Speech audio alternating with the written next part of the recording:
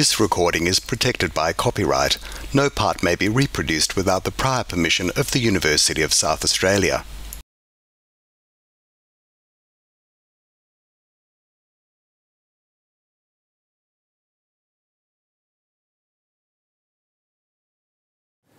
Good evening. My name is Jacinta Thompson and I'm the Executive Director and Events and Exhibitions Producer of the Bob Hawke Prime Ministerial Centre. I would like to acknowledge that the University of South Australia meets on the land of the Kaurna people. We wish to express our respect for the Kaurna people, their elders and ancestors, and acknowledge the spiritual and cultural relationship the Kaurna people have with their traditional land. I extend that respect to Aboriginal peoples from other areas of South Australia and Australia. On behalf of the Hawke Centre, University of South Australia, and the Australian Refugee Association, I welcome you all to the 2020 ARA Oration, The Future is Intercultural.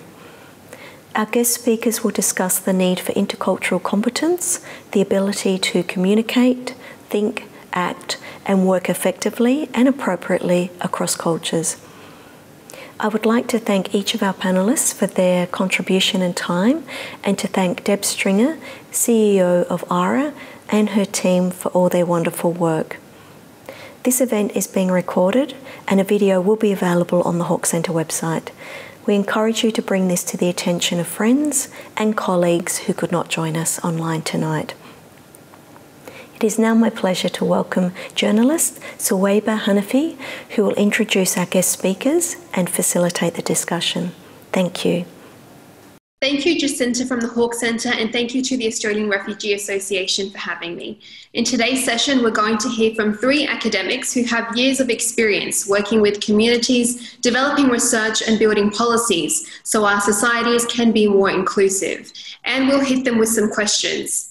The topic that we're going to be discussing is what we young people like to call being woke. It's being aware and conscious of those around us, how our words and our actions affect people, and how we create inclusive and safe spaces for all people to thrive. It's true that our institutions, media and governance have failed to move away from systems and approaches that favour Anglo and European Australians.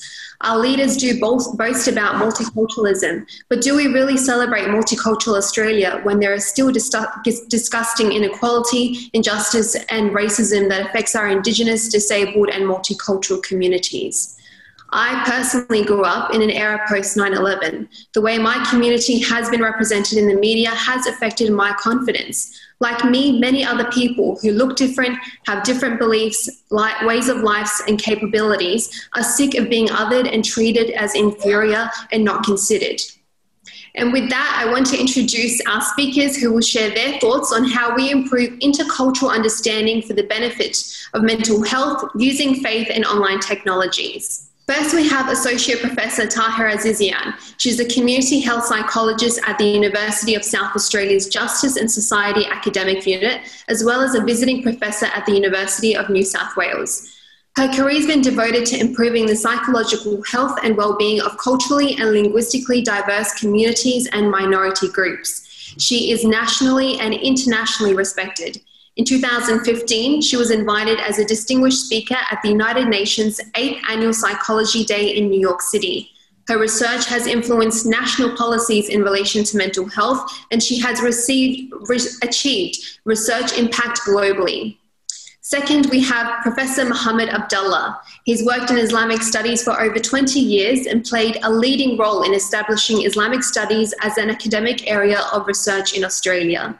He was founding director of the Griffith University Islamic Research Unit and played a key role in the establishment of the National Centre of Excellence for Islamic Studies.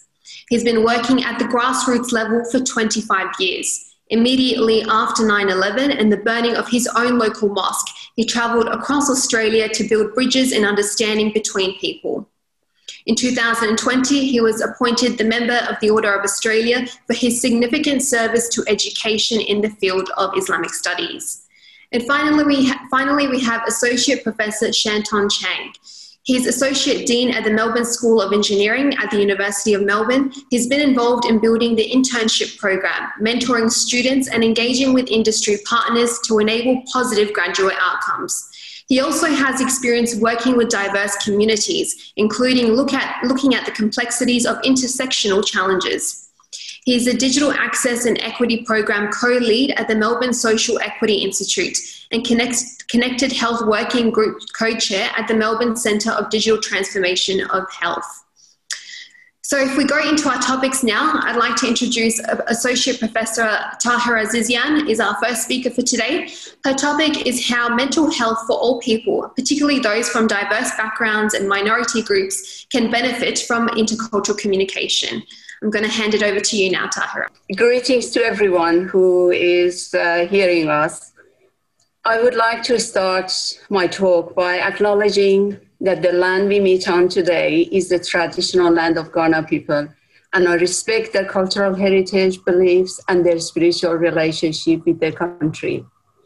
Also, I wish to express my salutation to the soul of Australia for allowing me and my family to build our life and for providing us with ample opportunities to develop and be of service to Australia in the past 34 years. To me, Australia is indeed a special place, a rich and mystical land with a remarkable can-do national spirit.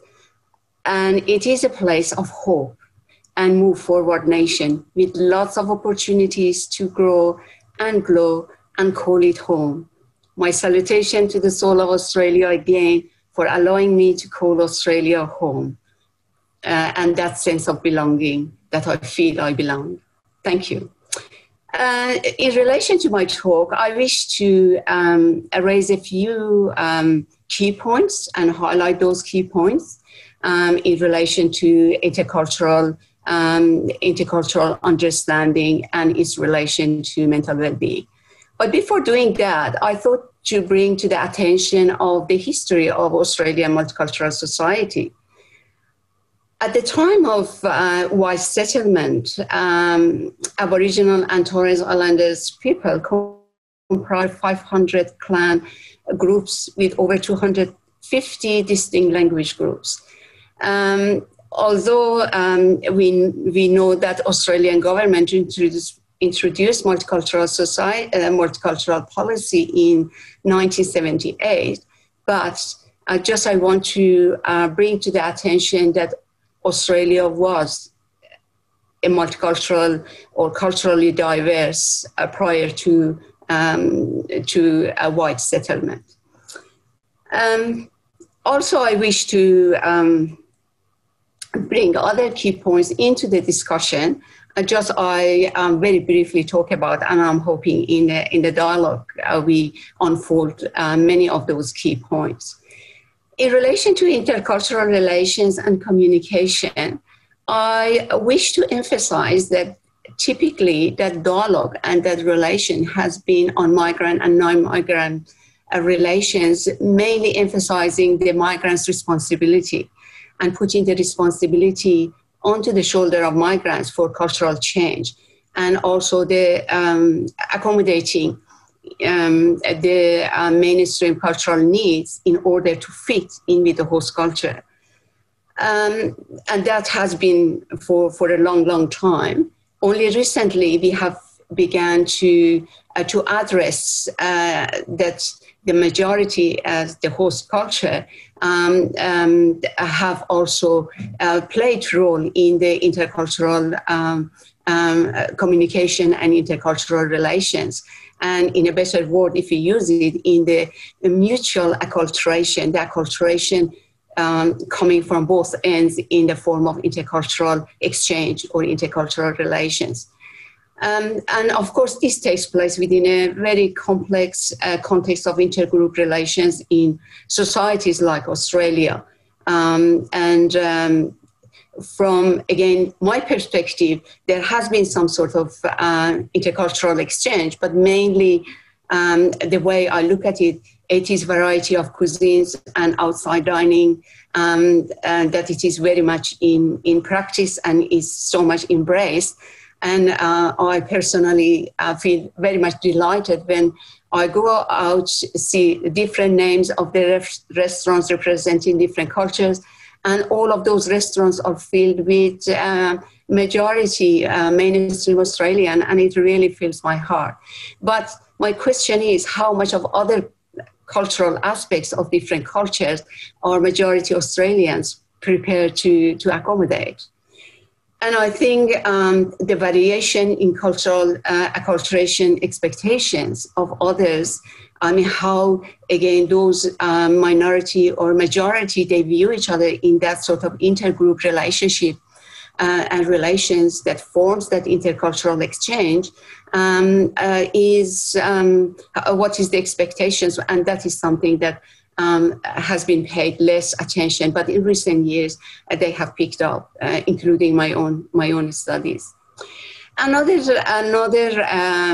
highlight that I wish to bring to the discussion in relation to the psychological well-being of the individuals in relation to intercultural communication is the importance of having cultural identity within the context of intercultural communication, and also the core connections that the cultural identity has with the psychological well-being of that individual. Past research, very well documented, including my own as well, it has demonstrated very strong support for cultural maintenance by migrants, and that they prefer to keep their own culture as well as learning from mainstream culture, and they favor so much integrating to mainstream culture, but at the same time keeping their own with dual identity, having two cultural identity. And studies and research found that this has those who chose that integration strategy within the acculturation types and choices, it has a very strong association with psychological health or the individual's well-being. However, we all know that their views or their responses may change by the way the society is interacting with them, how they view their own acculturation. But again, in my study, it indicated that migrants and refugees, in particular youth, they embrace their national identity as Australian. Even it was my just recent study indicated even before they get the citizenship, they label themselves they are Australian. And that is a very interesting finding to see that they are so much favoring and wanting to integrate into the society, and they want to have that sort of acknowledgement from mainstream to accept them. Also, they are Australian despite all of their differences and the visible differences and invisible differences as well. I think the multi-way approach is critically important in intercultural communication and understanding of the perspectives that Australian from the majority and minority backgrounds they take it, because that mutual interaction is a core part of the way that minorities shaping that cultural identity that they wish to have. Another very important element and aspect that I wish to highlight is the importance of sense of belonging within the context of intercultural communication. Research again very much indicates, including my own as well, that identity with attachment to a community is an integral part of our psychological makeup. The place we call it home is critically important to our sense of belonging and also to our personal identity and our self-esteem. When people ask me how I have become who I have become in a new country, I immediately say because I have found Australia could be called home, and that sense of belonging. Although, I mean, I see my dual identity very strong, and integration in my way of living is so strong. on primary level, I mix with my own culture, but on secondary level, always I identify myself with my national identity as Australian. For example, if I'm overseas presenting at a international conference, I call myself Australian. I carry that national identity. But when I am with my own community, of course, I use my person and my dual identity. I say I'm Persian Australian. And I think a sense of belonging is so critically important to build our personal identity and also self-esteem, which is critically important. But this only happens if we have that sense of belonging through a whole unity and education system approach as a mass criteria for us to feel belong, or for minorities to feel belong and call Australia whole. It is through a holistic approach, a whole community and education system approach from my perspective. Another core elements that I wish to highlight in that intercultural communication and its connection to well-being of each individual is the importance of culturally competent and compassionate leadership. And that leadership is in all levels, at a national level, societal level, organizational and community level, and individual level, of course, within the context of intercultural communications and also its impact within the individual psychological well-being.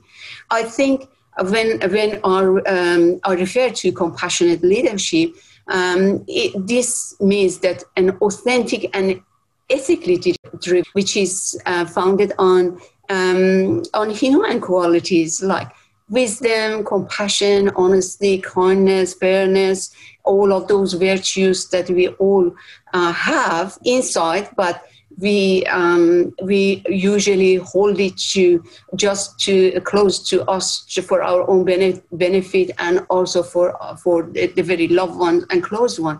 But if we could do that well in the form of leadership, and that is, I think, that exchange comes into the picture, both from individual and for self and for others, and from from the leadership, which I call it that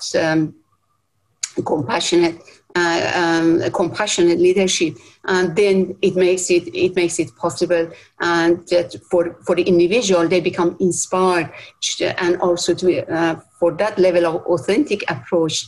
The leadership, when they have, individuals become very much inspired and become determined to do the right thing, to do the right action, and also to have more inclusive approach to things and benefit themselves, of course, and benefit others.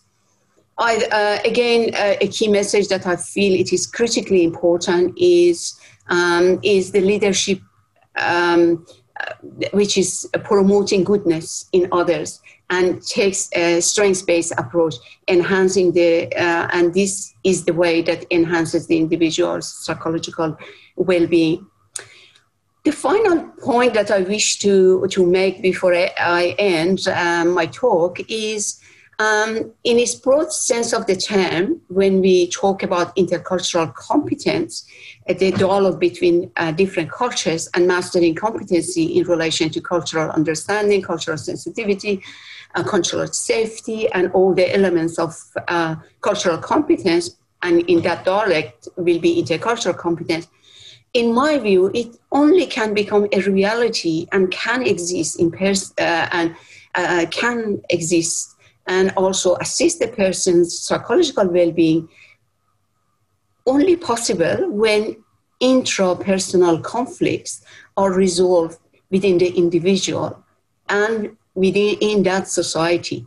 But how this could take place, how this could happen, from my perspective, again, on both levels of both lines of the dialogue, the mainstream and minorities, both levels, individuals and leaders, I think the power of it could be possible only through the power of love and care for self, for others, for communities, and for societies at large.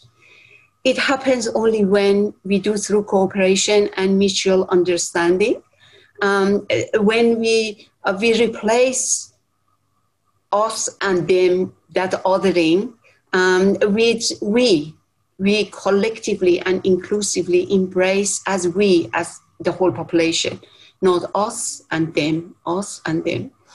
Another key element that I personally feel makes it only possible is the harmony in action and thought, the linkage between the mind and the heart through compassionate care. And if we define compassionate care, Rina Papadopoulos puts it so beautifully as an expert in that area. She says, understanding the suffering of others and wanting to do something about it using culturally appropriate and acceptable caring interventions. And if that compassionate care is in practice through harmony in action and in thought, means the heart and the mind is linked together and they are following each other, that is where the most impact comes. That intra-conflict between the person and within the system, it will go away for that best intercultural interaction. The fourth one, that is always, I have been an advocate for it, and that is a strengths-based approach in intercultural interaction and communications. Unfortunately, and without ill intention, but majority, they may, or most people, they may use deficit approach. Whereas, in my view, I think when we have positive approach or strengths-based approach to our own qualities, the credentials and cultural values to each individuals and also to others, it makes a lot of life satisfaction for the individual, and that valuing not only their own values, others valuing their values as well. And that, I think, makes a huge difference in removing the tension and easing the dialogue in more harmony when it comes with the strengths-based approach, because we bring the strengths of the person to the core. For example, in some of the terms or language we use in relation to even the language aspect of when we take the deficit approach, we say language problems. As from the strengths-based approach, how I see it, how I view it, I call it language rich, because those people who cannot speak well English because they have just been migrated or they haven't mastered English yet, they don't have problem in relation to their mother tongue. They have already a wonderful fluency in their own language. They can demonstrate it so beautifully well, as those people with English is their mother language, but they are trying to learn new language. And of course, English language is one of the overarching values, of course, and they are learning it. But meanwhile, while they are learning it, they are adding additional language. They don't have language problem. They add another language, and they are ahead of those who are monolingual, if I may call it. That's why a strengths approach is so important. Even when we are talking about the traumatic experiences that they have had, we tend to forget about if we take the resilience-based approach, it gives them much more strength. It gives them much more self-esteem and confidence to, even when it comes to mind, to deal with it, deal with those traumatic events that they have experienced it in the past. And lastly, the cultural fitness. I personally believe that cultural fitness should be on the agenda so much. Seeing one's cultural fitness as an integral part of one's mental well-being is something that I wish that to be a key message to be taken away, because when we need to address contemporary challenges to social cohesion, such as better understanding of the links between cultural differences and social identity, intercultural experiences. If we name a few, there are different attitudes and the active and meaningful participation if we want Australia to maintain its level of harmony and confront the forces and challenges that undermine belonging and active participation of minority groups. In my view, definitely, indeed, the future is intercultural, and it needs to be intercultural. Not because minority groups will bring the human power into that equation, as we discussed. The minority, according to ABS data, recent ABS data, almost 50% or 49% of the population either were born overseas or one of their parents were born overseas. And that is not adding the indigenous population into it. Then it is not because of the human power that we want to bring into the equation for the intercultural relationship, that no longer they are minorities, but I think because of the inclusive and harmonious approach in addressing issues that all Australians are facing, we need to have that intercultural understanding, and the future needs to be intercultural. This is definitely and indeed possible, but through culturally competent and compassionate, and through peace and harmony within and between individuals and communities. And I wish to end it with a wonderful statement that Sri Chinmoy captures it most beautifully.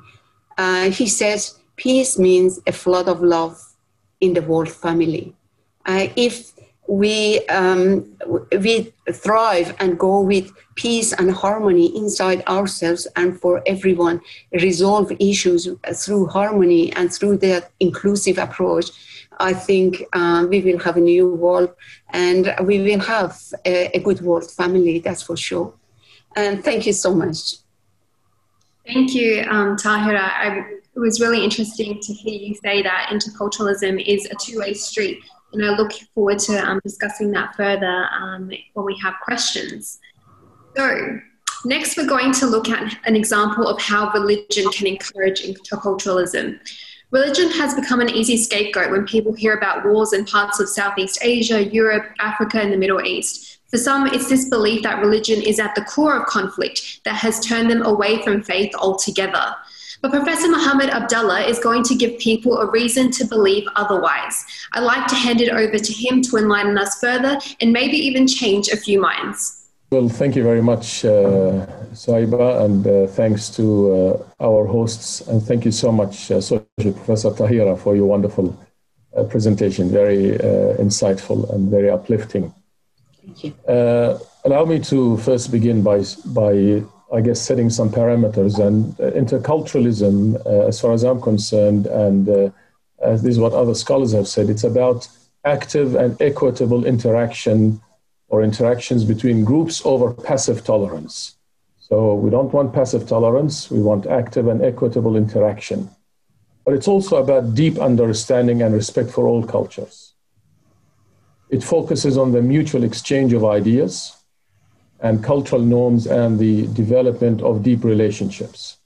So perhaps we could say that at the local level, interculturalism, as opposed to multiculturalism, emphasizes programs that bring minorities together into, direct engagement with the majority culture and mainstream organized institutions. Importantly, however, and I think this is a very important point, that interculturalism, so that it doesn't become lip service, it should encourage members of the majority culture to question their own assumptions and open channels of communication and interaction with minorities. And this is very important. This idea of assumptions about the other can be a serious barrier, and especially if these assumptions are based on a deficit approach, as opposed to what Professor Tahira said, this strength-based approach. Sometimes we look at the other in a deficit approach. And so fundamentally, majority culture must begin to question their own assumptions of the other. And this is where perhaps the negative or pejorative assumptions about the other, whether this other is a religious group or a religious community or a cultural community, is dominated because of the discourse that is out there. So, we cannot ignore, for example, the fact that Islam and Muslims, and certainly other Eastern cultures, so for example, the African communities, have been portrayed negatively in countries like Australia and in the West broadly before 9/11, but this was amplified since 9/11 and subsequent events. We can't ignore that. And therefore, if the majority of Australian culture or the majority of Australians are to question their own assumptions and open channels of communication and interaction with the other, in this case, let's say Australian Muslims, then a focus on Islamic studies or religious studies in this particular case would be important. But it's not a theological understanding of the tradition. In our case, in the case of the Islamic studies that we have, the emphasis is on interconnectedness of civilizations.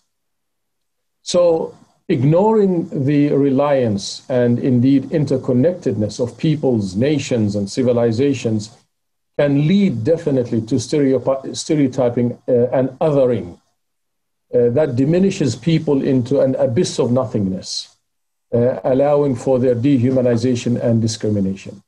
So if you look at, in the case of East-West relations, most people in the West naturally assume that the East and the West are and always have been separate and different entities. And it is the autonomous or pristine West that has alone pioneered the creation of the modern world. And that is problematic. We cannot move into a truly intercultural society unless we begin to debunk these narratives.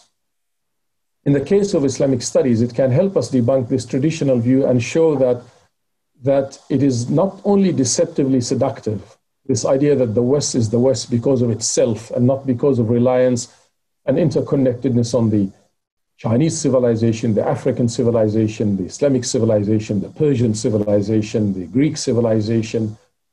That idea that the West is what it is because only of itself is deceptively seductive. But also it ignores the fact that the West and the East have been fundamentally and consistently interlinked through scientific, technological, cultural aspects for centuries, in fact. And what is unfortunate is that you find most people are unaware of these things. And so the focus always is on certain negative aspects of culture or civilization or tradition without a wider and a deeper and a richer appreciation of the other. So in the case, say, of Islam-West relations, one can easily argue that Islam has had a tremendous impact on the making of the West or Europe. But also one could extend that argument and say, in fact, the East itself had a tremendous impact on the making of Europe. And, I encourage our listeners, for example, to consult the book by John Dobson on the Eastern origin of the Western civilization. So this understanding, the understanding that these people whom we have defined as the other have actually contributed substantially to the making of who we are today. And this can greatly help teach us about interculturalism in substantial ways that not only dispel stereotypes, but more importantly, can create a positive image of the other. And so allow me to give you some examples, historical examples. I know history can be boring to some people, and students find it boring, but if we present it in a way, and if we present these studies in a way that demonstrate this interconnectedness, and that no civilization and no culture just emerges out of nothingness or emerges in a vacuum, then we can perhaps begin to change this narrative about the other. So, one could ask that, or one could easily argue that if you look at the Islamic civilization and their contribution to science and mathematics and astronomy and medicine would be actually insignificant without the giants like Ptolemy, Aristotle, Euclid, and Galen. There was this interconnectedness between them. Where would Da Vinci or Ficino or Copernicus be without the likes of the Ibn Shatir, the Syrian astronomer, or Al-Khwarizmi, or the Persian At-Tusi, or the Andalusian Ibn Rushd? We now know that Copernicus, for example, could not have arrived at his heliocentric view of the world or the universe without the work of the Persian astronomers and the Syrian astronomers. And indeed, Vasco da Gama, the Portuguese explorer and supposedly the first European to reach India by sea, fades into the marginalized shadows, which is cast by the brilliance of Asia's vast civilization. These are important narratives and historical richness that we need to bring to the discussion, right from primary school into high school, into university, in order to create that positive image of the other, not based on a passive tolerance, but based on a deep, rich understanding.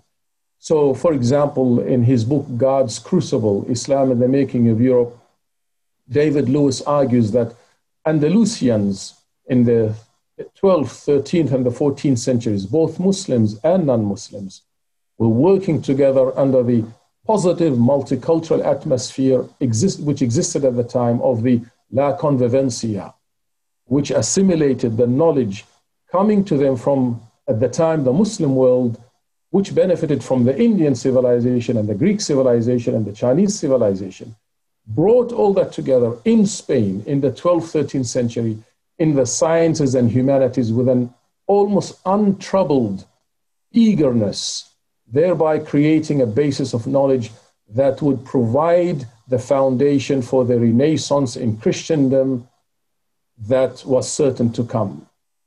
In Toledo, for example, the translation from Arabic into Latin was undertaken by Jews, Christians, and Muslims. And at the time, Toledo experienced its remarkable, prodigious interfaith collaboration. This work of interconnectedness is significant to interculturalism, an appreciation of the interconnectedness of cultures and civilizations. And I would call it, what I have been advocating for and speaking about, this interconnectedness of civilizations, delivered a volume of translated data that significantly lifted the cultural level of the West, and that cannot be ignored. By the 13th century, magnificent scholars like Ibn Rushd or Averroes was recognized in the Western world as the commentator of Aristotle, contributing thereby to the rediscovered master Aristotle after centuries of near total oblivion in Western Europe.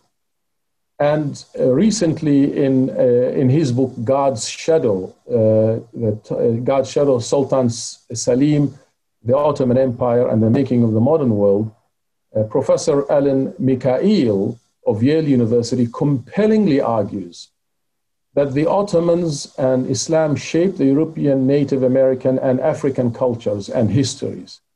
And therefore, to fully and accurately understand the history of the West, the history of Australia, the history of America, we must grasp these other histories too.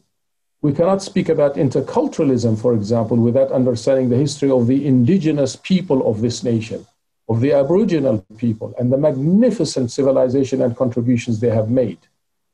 And not just by mere lip service, but a deeper, richer understanding. Professor Mikhail also argues that since the 19th century, for example, the idea of the West has indeed come to rely on the absence of the Eastern civilization, the absence of Islam, the absence of India, the absence of Persia, meaning Europe just emerged from or in a vacuum. And then Europe and America overcame this most significant of historical enemies, the story goes supposedly, to lead the world forward. This is all historical absurdity, and we have to confront this head on. In another book, which I alluded to earlier, The Eastern Origins of Western Civilization, John Hobson argues that it is true that Europe eventually succeeded in taking these Eastern ideas further, but without the original Eastern ideas in the first place, there would have been little or nothing to take further. So not only was ancient Greek civilization significantly derived from ancient Egypt, classical Islamic civilization was also significantly influenced by ancient Greek, Persian, and Indian civilization. By extension, the East, including the Islamic, the Chinese, the African, the Persian civilizations, provided a cultural role in enabling the rise of modern Western civilization.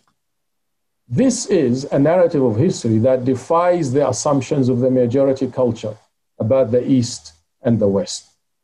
And that has to be tackled in ways that can enrich us all and not begin to pitch us against one and the other. And as Professor Tahira mentioned, this idea of the us and them is so destructive. And fundamentally, when there is a lack of awareness or ignorance of the so-called other, then we fall in this pitfall and in this deficit thinking of the other.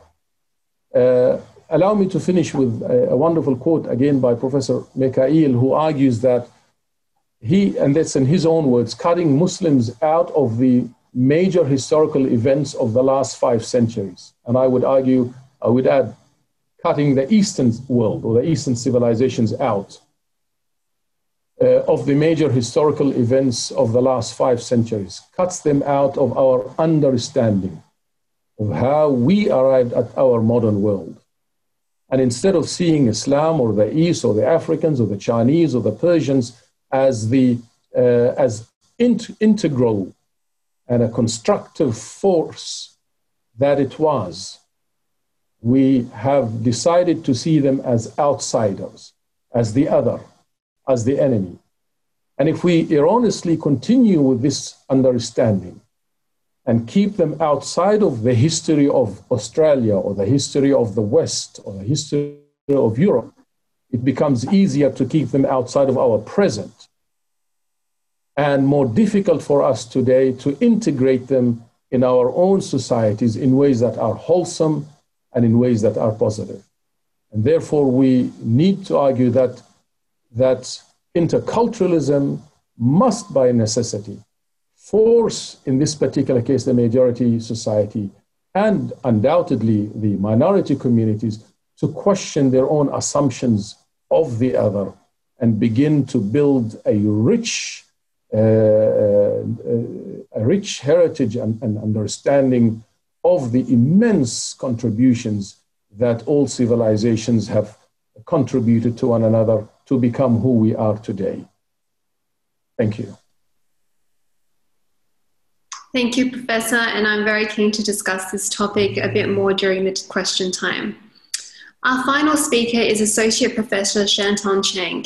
Mr. Chang's topic is particularly important in today's time because without doubt, many aspects of our social and work life is moving online.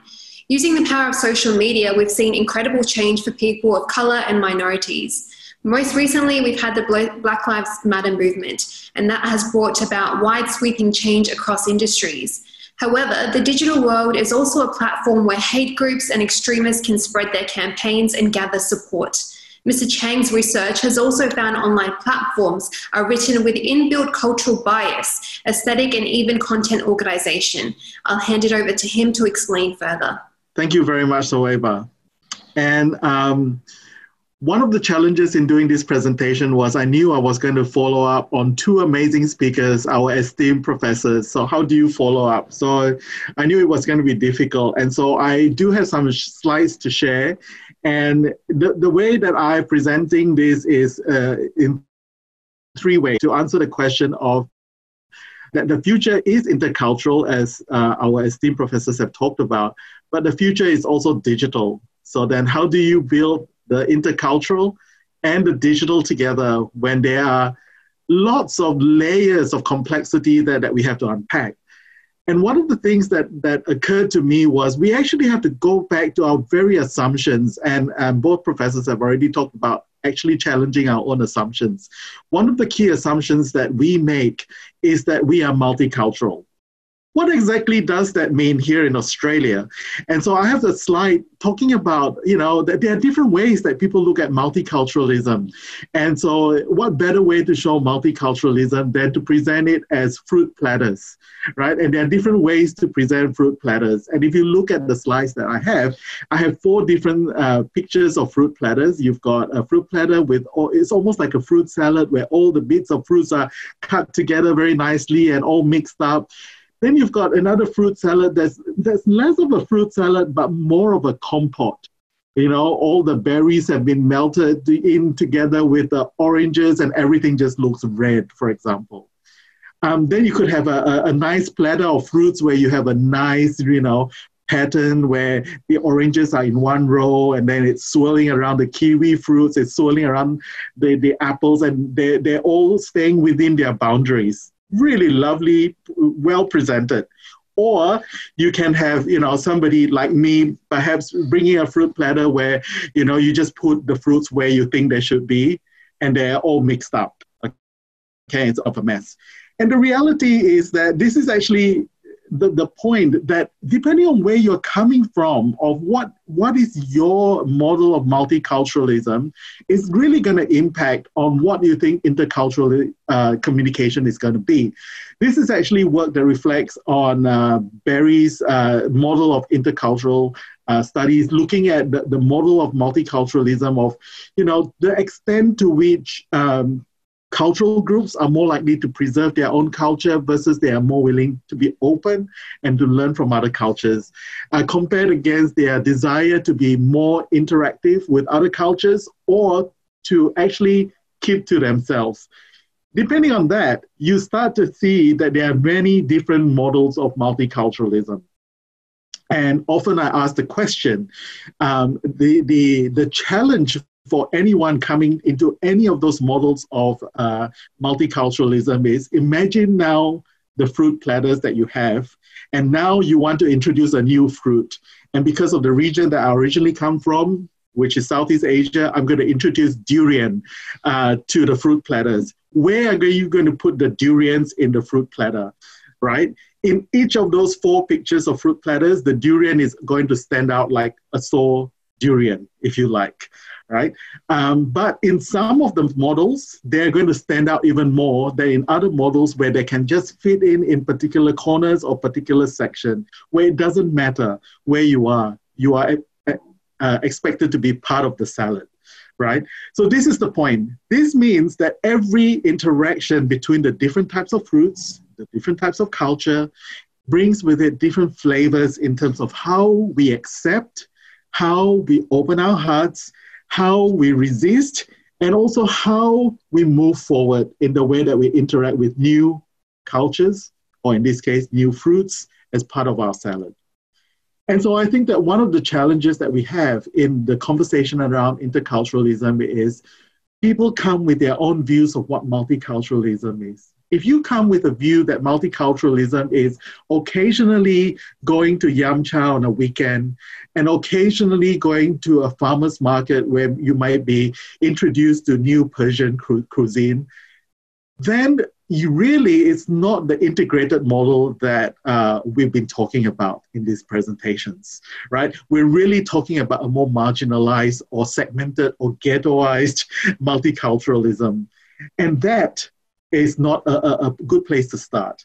Unfortunately, when you look at a lot of the conversations at the national level around multiculturalism, and everybody talks about Australia being multicultural, there are really difficult issues around how they understand multiculturalism and the dominance of particular culture in this model of multiculturalism.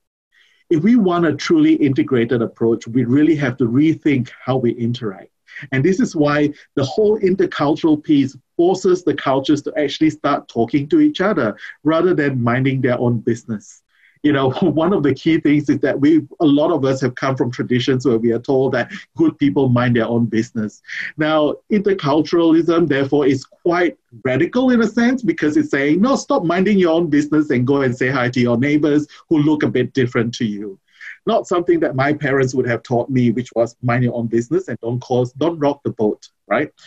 So this issue then becomes a challenging aspect of how we interact with other cultures in the face-to-face manner. But as we move into this 21st century, where the digital environment has now become so much a part of our lives, you just have to think about how much time as human beings we spend in the digital world. I have a picture here showing you that we spend so much time online. It's not just kids and teenagers, it's also adults. Most of us would spend no less than 4 to 5 hours online interacting, communicating, whether it's for work and also socially for entertainment and where we get our news as well.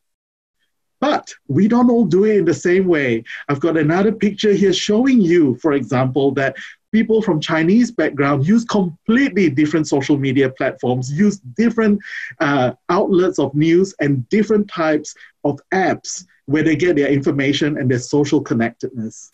So what it means is that the digital space is not the same for everyone. Depending on where you come from, websites of different cultures and different languages are laid out completely differently. And here I show you examples that, you could have Japanese websites that looks really busy. You could have Middle Eastern websites that, and also reminiscent of South Asian websites that has a lot of pictures and a few words, very colorful pictures. You could go to South Korea where you have very cute, jumping stars, very cute cartoons as part of normal corporate websites, through to very highly contextual websites. So one of the key things here is that when you look at all these websites, one of the key things that's really important to recognize is that people get their information and interact differently with each other online. Now, what happens when they all come to multicultural Australia? If you look at our government websites, and coming from Melbourne, we are currently having a debate around how we communicate on public health when we outreach to culturally, linguistically, multicultural and multi-faith communities, whether our governments and our organizations have successfully communicated across cultures. And one of the key things is when you come to Australia, it is assumed that you communicate the way that the Australians communicate digitally. And what I've just shown you is that different cultures come with different mindsets and mind maps of how they find information digitally. So what it means then is where are all these intercultural connections happening, right?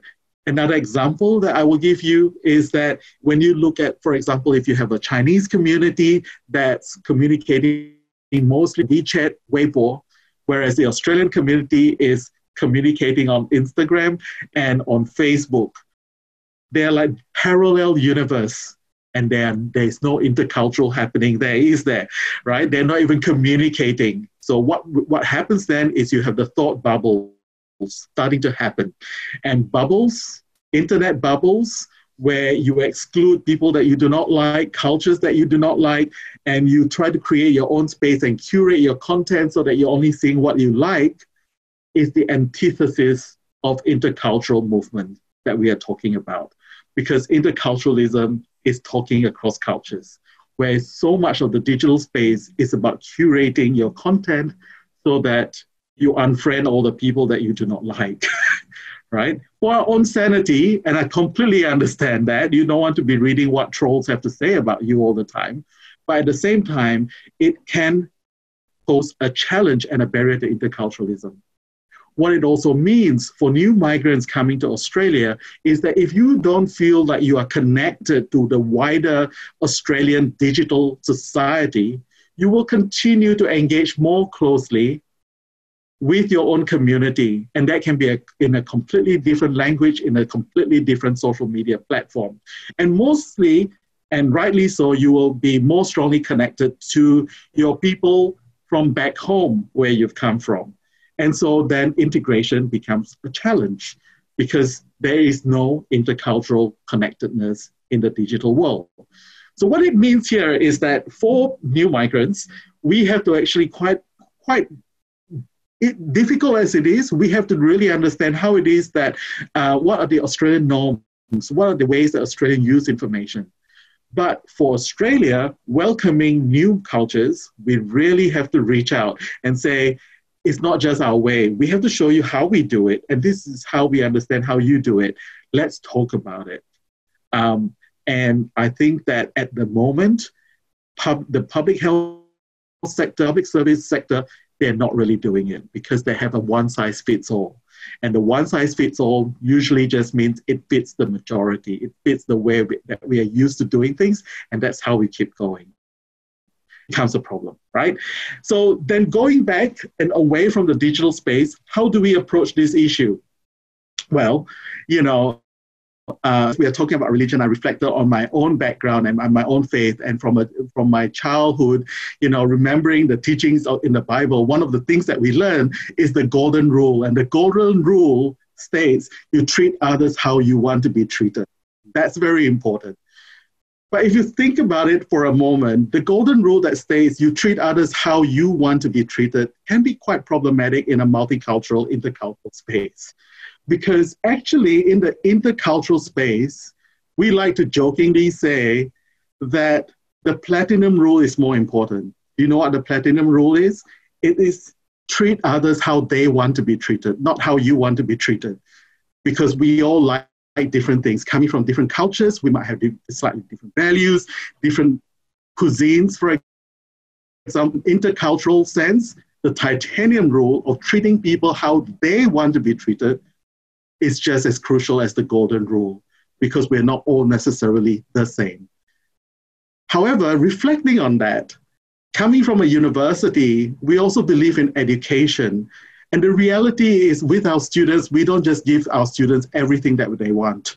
So if we apply the platinum rule to university, which says give the students whatever they want, we might as well just give them a degree and not challenge them to do anything, right? So we can't do that either, right? So when we are working across cultures at universities, we then adopt the third rule, which is what I call the titanium rule, which is the core realities of human connections that are non-negotiable. Here are the standards that maintain. Everything else is negotiable and an adventure for interculturalism. So you have to know where your baseline is. The things that our professors have been talking about today around human connections, those will not change, but how you communicate and how you share, those should be adapted for the different cultures. And I think that's where we are with the intercultural space. And if you look at how we apply that to the digital space, it's doing the same thing of saying the messages have to be the same, but because people from particular cultures tend to like their information presented in a slightly different way, we have to acknowledge that. And if we realize that they're using different social media platforms, we have to acknowledge that. But the fundamental messaging remains the same. And we have to do this mapping. So there's quite a bit of work to be done for us to be truly intercultural in a digital world as well. I'm going to leave it at that. Thank you very much. Thank you, Associate Professor Shenton Chang. I love the imagery you used of the fruit salads. It makes me wonder if the future is intercultural, what kind of fruit salad are we going to look like? So now let's get to question time, and I might start with some specific questions directed to your topics, and then we'll move on to some more general questions about interculturalism. So let's go back to Tahira, who was our first speaker. Tahira, do you believe our societies and government, why do you believe our societies and government have taken such a long time to see interculturalism as a two-way street? And why have we historically been more, stuck onto this approach of assimilation rather than integration? Thank you, Soeba, for this insightful question. I personally feel out of the necessity at the time, probably was not given enough attention that integration is the best approach, because it is part of humans' nature, what they think, that what they believe, they think others who are in a minority, they have to follow them. And without any ill intention, that was something that although multiculturalism was introduced, but it's still the way I think the way things were panned out was still with the favoring of that othering, that majority and minority, and the minority needed to follow the majority, which again, with the overarching values, definitely that should be the way to go.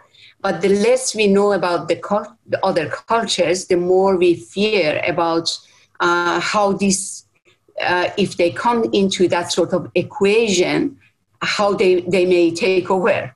And I think the concept of integration was not, again, from my perspective, was not well received because it was not well understood, the benefit that those minorities could bring to the majority's table within the culture, the richness, as Professor Muhammad has so much emphasized on, that blend of the two, how much could benefit everyone.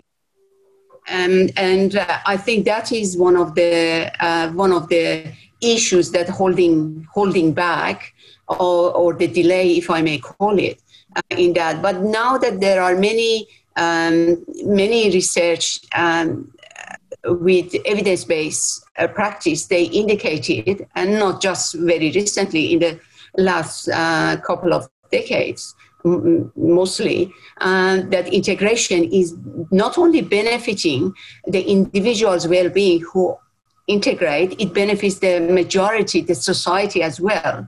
I think that has been taken much more seriously, and the dialogue has come into that picture. And I, again, on a personal note, for me, when I see this is coming as a sort of a push, as I mentioned, I have been in Australia 34 years. When it came as a push and find it as a challenge, for me, I thought this challenge is a good opportunity for me to how I could make the best of it. For them to not to see me as someone who is very different. Of course, it's different, but at the same time, I have lots of shared values. Those shared values, I dwelled into the strength of what we commonly hold. And those, again, those common human values, if I may call it. And I turned challenges into opportunities. And through that trust relationship that I managed to develop, I could personally hold my, again, primary values and secondary values, that those secondary values still overlap with primary values, but on a different level, and it is in practice in different levels and in different environments. I managed to integrate while even assimilation was preferred. For them, that was through my own demonstration of I am a value to this society through my own way of looking at things without taking shelter into myself and use the separation approach. I don't want to get mixed with you. I got mixed with them.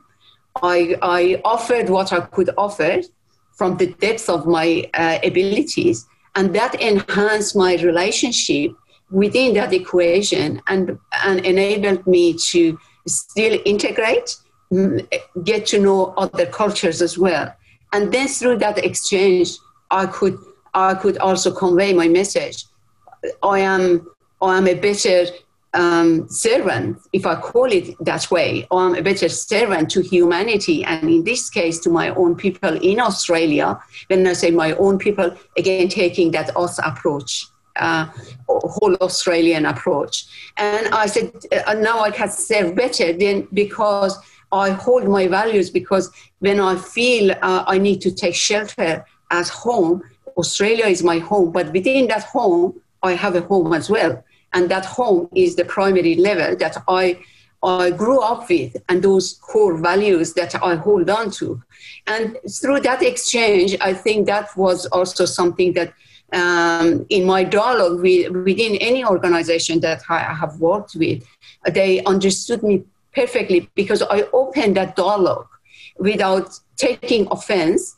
I had that sort of attitude to gratitude because, again, with the strengths approach, I tried to see many benefits of me living in Australia, and I brought those benefits into the dialogue, and they could see me as someone who is acknowledging and it is adding. And I think that is a level of exchange that we are craving for, and it started almost 2 decades ago, but it continues. And in the last 3 decades or over 3 decades I have been here, I have seen a major shift in the way of attitudes of majority on minorities. And I think that is due again to that level of exchange that people brought into that equation of the dialogue and bringing this, again, strengths-based approach.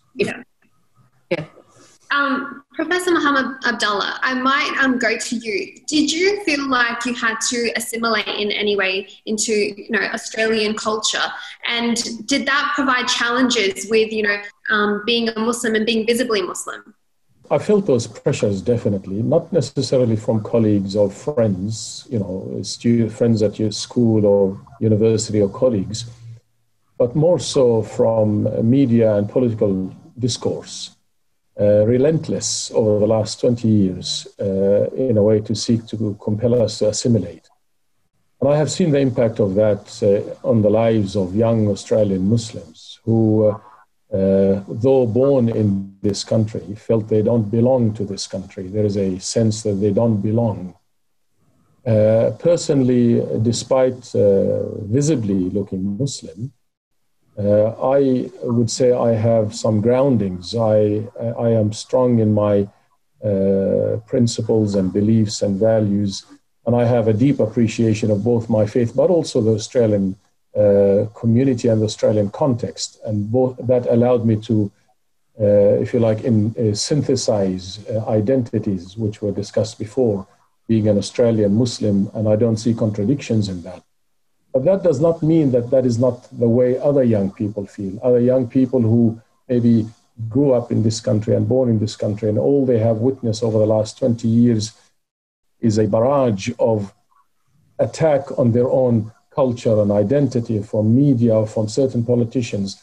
We cannot ignore the fact that they have been drastically challenged in their own identities, and they have been felt to a sense of compulsion to assimilate rather than integrate. Associate Professor Shanton Chang, I want to ask you something specifically about the digital world. So we hear a lot about algorithms and how they play a role in our social media platforms, like you explained, how they pick and choose what we see on our news feeds. Do you think these algorithms, particularly for people that are constantly looking at racist or negative material, does that hamper interculturalism? I think that's a great question and a very interesting one, because the way that many algorithms work that leads to what you actually see online when you type in keywords and all that is that it also builds on your history of what you are watching, what you are looking, what you are avoiding, what you are accessing online. So it's collecting data of you. If you, for example, as a person keeps looking for particular types of information, and you continue to look at it, then it will present you with more of that information, thinking that that's what you want. So algorithms tend to predict what you want to see or what you want to avoid. And so it tries to accentuate what you want. So if you, for example, then keep deleting those kind of information, you'll start to get into a situation where you start to have your bubble, where you are protected from all this in a sense. But this is also why a lot of young people are turning away from media, from mainstream media, because of all the things that we've been talking about, the negativism, and it's not conducive for engagement when you sweepingly talk about an entire culture and make them responsible for the actions of a few people. I mean, if we did that with every culture, this will never end, right? That's the reality. And so what it is when you have that barrage and people keep seeing it, and if sooner or later, the algorithm will work out that you don't want to see it. And so you start to only see what you want. And actually, that is very good for the protection of the people who are consuming the social media and the news. But on the other hand, it also means that we are creating barriers between different groups of people, and that there's not going to be the intercultural communication and connections that we want. In fact, what we want is for people to explore each other's culture and to have those dialogue and conversations. And I fear that that's not happening on so many different levels. And the algorithms contribute to that as well. So I guess if it is going to be intercultural, then the digital companies would have to make an effort to reduce some of those bubbles or open up some of those bubbles. But also the bubbles are also the designed by the people who use it themselves. They create the bubbles as well for their own protection.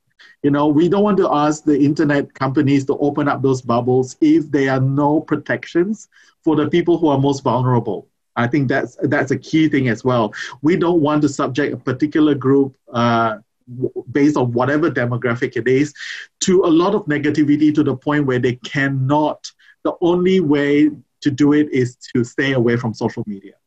So it is quite a complex issue around how do we deal with these bubbles. But I think as policymakers, as researchers, as service providers, we need to be aware of these bubbles and take responsibility for making the digital environment a safe space. Currently, it is not a safe space for intercultural interactions because it is very us against them, whoever the us is and whoever the them is.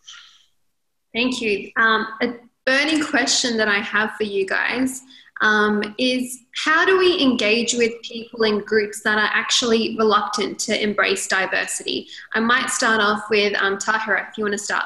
I think the golden key for me to break down those barriers always has been through projection and injection of love rather than hatred, rather than that separation. The more I have seen, just put myself in their shoes, why they are doing that, why they are disengaging, why they are not seeing me as the added value to the society. And just questioning again the way of my internal dialogue between my mind and my heart, and try to harmonize the two and find some rationale. That has been the key element for me to shift that, instead of taking, again, that hatred approach, taking a love approach, to try again, through that strength approach, to bring the reason behind why they are doing that and why they are not doing that. And I think, again, from my perspective, love is something that it embraces and it melts other people's, it embraces diversity, but at the same time, it brings a sort of a touch of the human inside those human, that they could bring the best part of them into that interaction. And I have been, I should say, very fortunate being able to take that approach, and that has benefited me a lot in the way of my interaction with others and in the way of my contribution into, again, society at large, because I could demonstrate to them, to those who are even reluctant to receive whatever I want to give, I have been able to demonstrate I'm not a consumer only, I am a contributor. And through that exchange of I'm not a consumer, I'm the contributor into this society, they open up and they offer further opportunities or greater opportunities for that contribution. And I think that could be a good way for that exchange, the key of replacing hatred with or hatred approach to a love approach to these sort of situations. What about you, Shanton? Have you had to face people that were reluctant to embrace diversity? How did you deal with that? There are three things that I would talk about. The first one is threats. People are often threatened when they don't have enough information and they don't know about particular cultures. Or they might have certain stereotypes that make them feel threatened. And I think it's also really looking at what it is that threatens them and respecting that they feel the threat. The second one is to actually deal with anxiety. People who are threatened are very anxious that, you are here to take their job, you are here to take whatever, you are here to change the world, whatever. So the addressing the threat and managing the anxiety levels of, and what Professor Tahera was saying about, showing them that there are some commonalities and human values is actually quite important. Before showing the difference, let's start, but at the same time, at some point, we have to show them the difference as well, because we don't want to minimize our own cultures and say that we are all the same, which is not the case all the time, right? And so once you've dealt with the threat and once you've dealt with the anxiety, then you can start to celebrate. But you can't jump into celebration without actually addressing we are such a divided world at the moment. It's so us against them, especially in the digital space, that, there is no way of having productive conversations unless you address what it is that people are fearing at the moment. And I think that's really important for both sides. Mm-hmm. Professor Muhammad Abdullah, you talked a little bit about how religion can bring people together. And there's obviously going to be a lot of people that use recent and past examples where that hasn't actually been the case. How do you think religious communities can encourage more interculturalism through faith rather than othering other groups? Yeah, well, first they need to themselves begin to appreciate the richness of cultures and their diversities. And I have always said to particularly religious leaders in the last 20, 25 years, whether they're Christian or Muslim or Jewish or whatever, in fact, religious leaders, just like political leaders, have a moral imperative, an added responsibility to use their pulpits and platforms to spread this idea of interculturalism, to move away from hate, preaching of hate and preaching of othering, and to use the core values of their faith traditions. And if you look across all the faiths in the world, there are core universal values that we all share, as have been articulated already by the other colleagues. And if I may, I know perhaps just on the previous point, I think it's difficult but not impossible, this idea of reaching out to those who don't want to listen. I have been doing it since the burning of our mosques 2 weeks after 9/11. And I've gone across Australia, and it's not easy. We cannot assume it's an easy task, especially for younger people. But what we must realize that if we are to reach out to those who are not interested, there has to be a collective responsibility approach. The responsibility must not be on the shoulders only of those minority communities who are under the hammer, or those people who are, subjected to stereotyping. It is a collective approach. There has to be a change of narrative right at the top level, from our leaders, to our media, to our religious leaders, to our academics. We have witnessed firsthand when a leader of a nation comes out and says something negative about a particular group, it allows and it feeds into that legitimacy to begin to hate.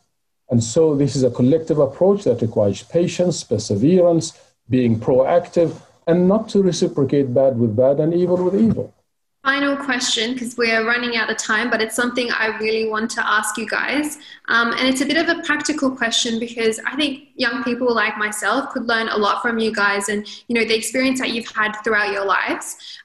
So I really want to ask you, how would you handle a situation when you don't have the upper hand? Maybe you've just got a job, or your boss makes a remark that you don't agree with, that is either offensive to your cultural, religious beliefs or someone else's. What do you do in that situation? What's the best way to handle it? I might start off with Shanton, if you want to answer. I'll start with the difficult questions. No time to think on my feet. I think that if I've learned anything from so many years of working and teaching in this environment and working with young people, is that we have slightly different approaches to how we confront challenges, you know. In my day, when I was a young person, I learned which battles to fight to win the war. So I'm using terrible metaphors here. But really, I'm thinking about, you know, there are times when it is not worth the cognitive effort and emotional load, right? I don't have to fight every time. But at the same time, I need to make sure that my points get pushed across when I am comfortable and when I'm confident and when I have had a space where I can build my case. And, you know, thinking on your feet and responding immediately is not always the best response in a volatile environment where you are feeling hurt. And this is another thing. I keep going back to the digital, and this is why people on digital, they can do it immediately. They don't stop and think. And so for me, the biggest advice I can give is, you know, stopping and thinking for a moment and re-strategizing is a strength, not a weakness in this situation. Thank you. What about you, Tahira? Do you think that you shouldn't take on every battle? Again, I usually try to take a much more bigger picture approach. And again, attitude to gratitude. I try to tap into the benefits of me within that environment that has provided me the opportunity to whatever I'm doing, whether it is an organizational level, community level, societal level.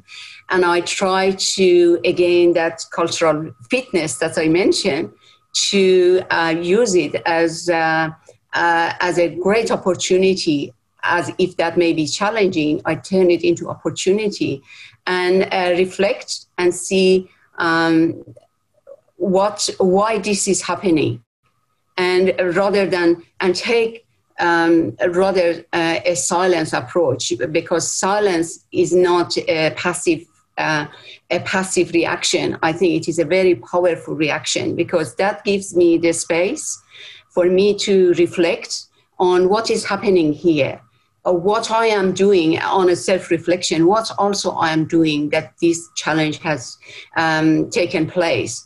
And again, with that cultural fitness, I try to respect the norm of that organization, the culture of that organization, and I see where are the common space and where are not overlapping and what is the issue. And I try again with that level of approach of again, a positive attitude to gratitude approach. I try to shift it from a deficit to a strength. And I can't even find an equal that it hasn't given me the best outcome, because, again, of my positive approach. And me as a positive psychologist, I think that has been a key, absolutely a major key to for me to keep my self-esteem high and also to be resilient enough to go through all of the challenges of in all levels of life, including, the working life. Just to, through that strengths approach, I try to bring, again, my best to the fore, how I could, again, continue that advocacy. I don't lose the bigger picture, and I don't want to dwell into a very small, narrow way of approach, because I lose the insight. And I have been lucky enough that, as I mentioned, all the time, and I think it is working because of the strengths approach, because of the positive approach that I have had, and attitude to gratitude that I have had. And that shifts even the environment, the culture of that environment, and brings much more positiveness. And then that may not happen to someone who is similar to me with with other differences, because I have been in the forefront. I faced it differently, and then I paved the way for others not to have that much of the challenge. Muhammad Abdallah, let's wrap it up with you. If you're a young person or even an older person that is in a situation where someone close to you, someone you know, someone that has the upper hand has said something about yourself or someone else that's been discriminatory or that didn't, fit with this idea of interculturalism. How do you handle that? Tahira talked a bit about how gratitude and being positive, but it's really hard to be positive in those situations. What would you do? Yeah, absolutely. And thank you very much for that. And I agree with what was said as far as principles that can give us resilience and give us strength. Absolutely. And there are times where we may have to forgive and forget, but there are instances where we'll have to stand up, but be polite, but firm, but polite. And young people must not feel that they should not speak out. They should feel that they have the absolute right to speak out and stand up against, what they perceive to be unjust or to be stereotyping them or being racial towards them. And conversation, we can never underestimate the value and the power of conversation. I'll give you a typical example that happened with me recently. And this is one of many, many examples that I have experienced. So immediately after Christchurch, the horrible massacre of 51 people, as you know, immediately after that, by 1 or 2 weeks, a staff at a university, post some really horrible things about the Muslim community. And instead of learning from the tragedy, they tried to post things that are. So this came to my attention, and there was going to be some serious action taken about this particular staff. When I was informed about it, I said, could I please have the opportunity to sit and speak with this person, to have a conversation? Because just like Shanton mentioned, ignorance can create so much fear and anxiety. And people, inwardly, most people are good. They just need that opportunity to have a conversation. Anyhow, to cut a long story short, they said, are you sure you want to sit with this person? The things he said. I said, definitely, I want to sit with this. Please give me the opportunity. So I went and they had him in this office and, it was like guarded because they were concerned what's going to happen. I walked in and the way he was sitting was very negative, was very not receptive. As soon as I walked in, because I'm a tall person, he said, oh, do you play basketball? This is how the conversation started. I said, yeah, actually, I did play basketball when I was in high school. And, I broke my both wrists one day playing basketball. So that's for the next 10 minutes, we're talking about basketball. Then we just sat and had a decent conversation. And what I have found out is that he knows absolutely nothing about the Muslim community. In fact, he was under the perception that 50% of Australia are Muslims, right? And they are going to take over. And that all Muslim women cover their face, for example. And I simply, with a very polite approach, debunked these myths. And we walked out of that room together to the car park as if nothing happened. Never, ever underestimate the power of conversation, of polite conversation, and of trying to dispel these, not through anger and not through revenge, but through cordial conversations, if possible. Thank you. I wish I was a fly on the wall during that conversation. Also, didn't know you played basketball. I always wondered how you were so tall. I have many more questions to ask you guys, but unfortunately we don't have enough time. So that brings an end to our session, and hopefully our viewers took away something useful from it. Thank you to our three speakers, Associate Professor Tahira Zizian, Shanton Chang, and Professor Muhammad Abdallah. And a special thanks to the Hawke Centre at the University of South Australia and the Australian Refugee Association for having me. I'll hand it over to Deb from ARA, who will wrap up the session. Thank you, Suwaiba. Well, it's actually very hard to wrap up such an amazing session. I am enormously grateful to all of our amazing, charismatic, erudite and insightful speakers. Really, I can't thank you enough.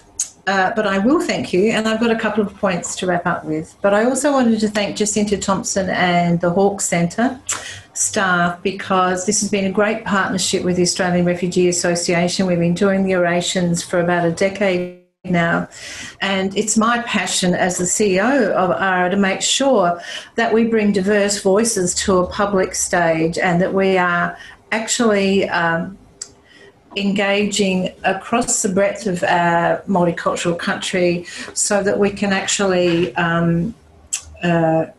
all learn from each other. That's really my single most abiding passion with the oration. But I want to thank Professor Mohammed Abdallah. I have heard him before. He is a brilliant, and I love history, so I love listening to Mohammed. I absolutely adore the history of the Middle East, so I would listen to you all day, Mohammed.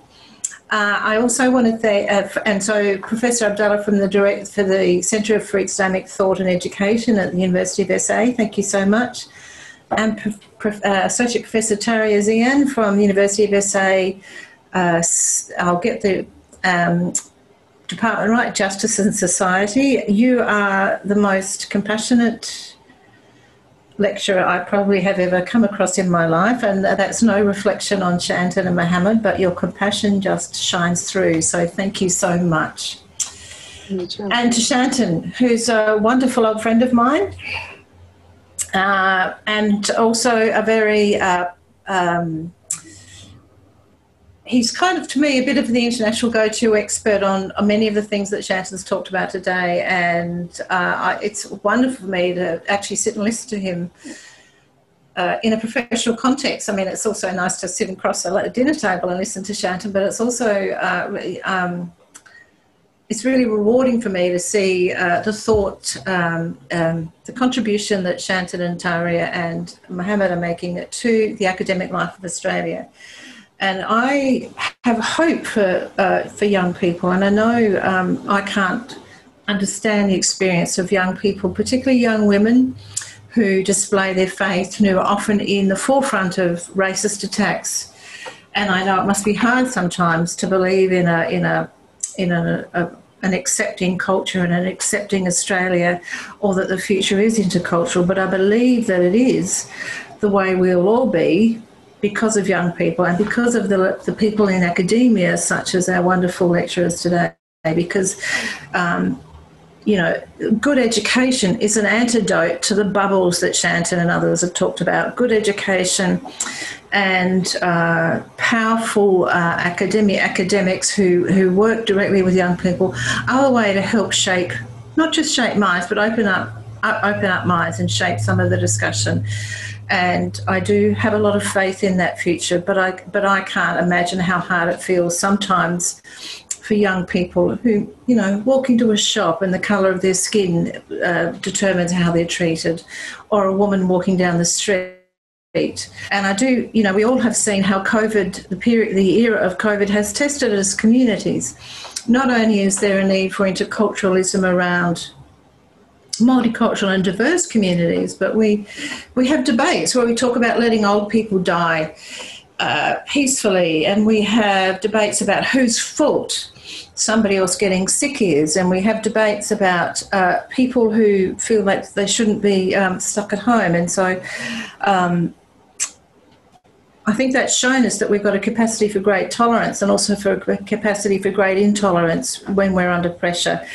And I think as a society, it's about us making sure that when we have future pressures, that interculturalism is a source of strength and it's our backbone rather than a nice-to-have concept. And I do think it requires white Anglo-Saxon middle-aged people such as myself to lean in. We shouldn't just be consuming this, we should be active participants in being the change that we want, so that younger people can have basically a different world than what they've inherited. So if I didn't finish my thank yous, I will finish them off. So I didn't quite finish thanking our wonderful ABC journalist, Suwaiba Hanifi, and also the staff of ARA and the volunteers of ARA who've helped make today possible as well. And for our listeners, I hope you really have got a lot out of the oration, and please visit the Hawke Centre website where you'll find a link to the oration. Send it as widely as you can. We want lots of people to listen. You've all been amazing. Thank you so much.